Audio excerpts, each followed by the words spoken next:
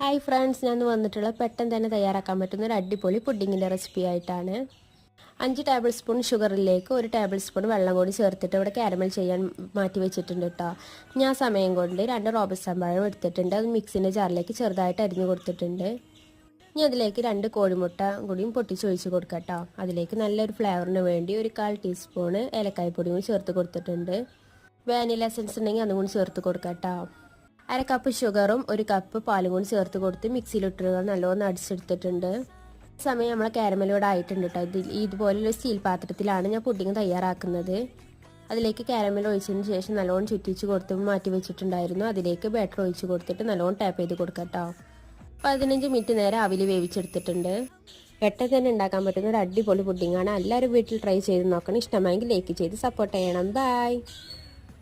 hi friends, ഞാൻ വന്നിട്ടുള്ള പെട്ടെന്ന് തന്നെ തയ്യാറാക്കാൻ പറ്റുന്ന ഒരു അടിപൊളി പുഡിങ്ങിൻ്റെ റെസിപ്പി